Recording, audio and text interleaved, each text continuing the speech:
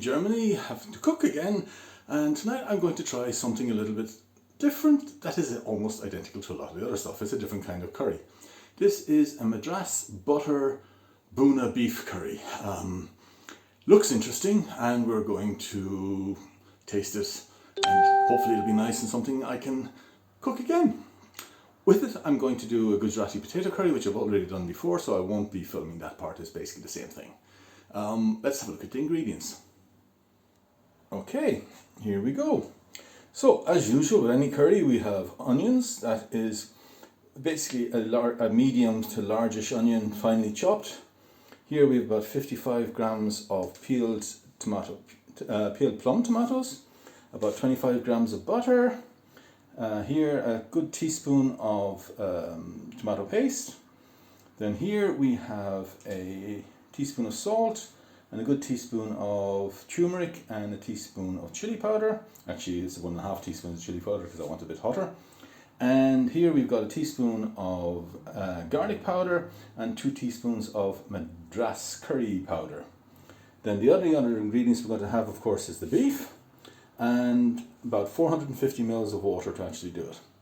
So I'm going to get set up and get ready. On the other side, I've already prepared everything except for peeling the potatoes for the Gujarati potato, but that would come a little bit later.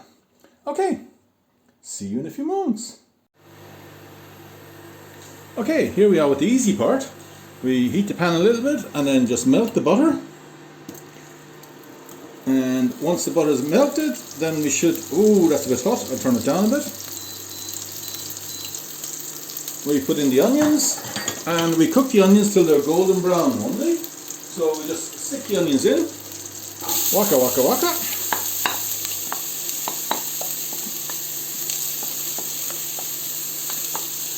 And cook it nicely until they turn a golden brown. I could sing a song about that, but I'm not going to. And I guess this is where the butter Bhoona comes from, this fact that we're using butter first to actually cook the onions in. So we will mix that off, we will cook it. I'm actually going to cook this over a fairly low heat for a while. It's literally just a matter of mixing it, getting everything to melt, put it up a little bit more, and then covering it, come back, mix it, another few minutes until we get it brown. So I'm not going to do that on camera because it would take forever. So what I'm going to do is I'm going to stop filming now, but I'll come back once we get to the golden brown level. See you then. Okay, we're here, nicely browned. In actual fact, I took my eye off it for a second and you can see I put a little bit of burn on the bottom of it, so I burnt the butter a little bit, but actually that's looking quite nice. Nice golden brown the onions have gone. So now we just add in all the other ingredients, the beef, the spices, the tomato, and let's get some liquidy thingy in there. Beef, spices, tomato puree, and of course the beef. And then we just have to work this for 5 minutes. Let's switch on a timer for 5 minutes. So we have to work this good and hard for 5 minutes. Then we add some water and then we'll actually cook it for an hour. And I have to stop throwing bits out of the pot. And then cook it for an hour, stirring every 10 minutes or so. I will come back after I put the water in about 5 minutes. Okay, see you then. Okay, it's just been about 5 minutes. I did cheat during this in that because I'd got a little bit of burning on the bottom of the pan, I put a little bit of beer in there so that I would get it off and it wouldn't continue to burn.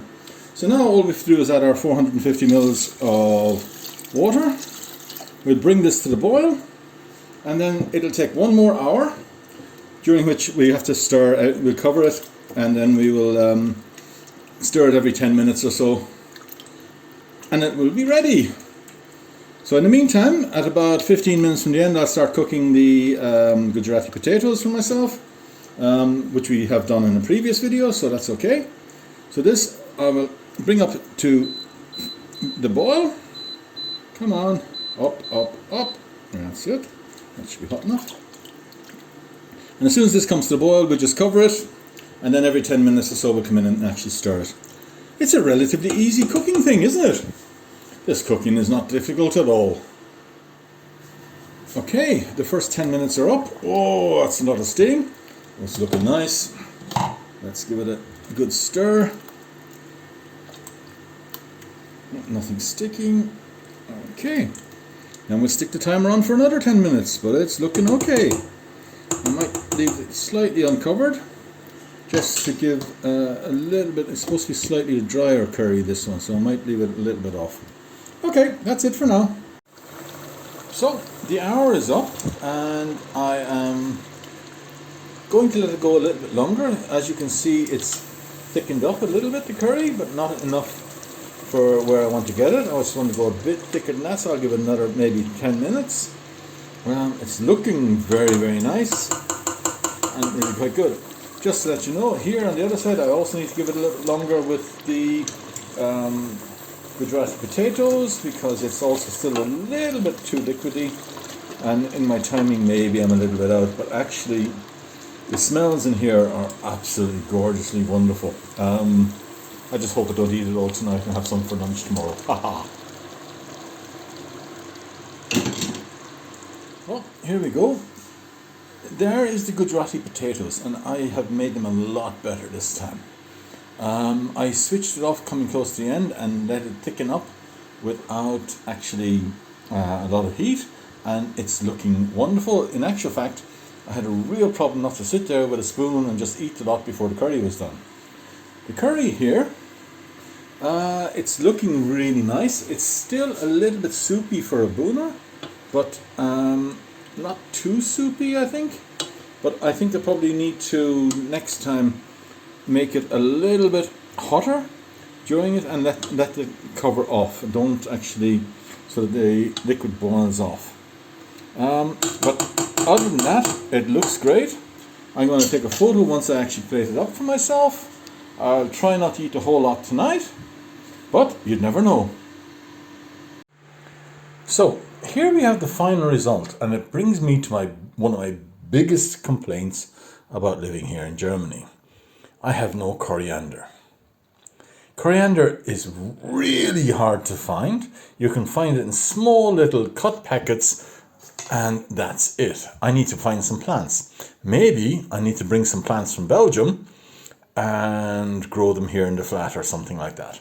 Because the amount of coriander I want to eat versus what's available is absolutely terrible. But potato, curry, yum. I'm going to eat and be fat.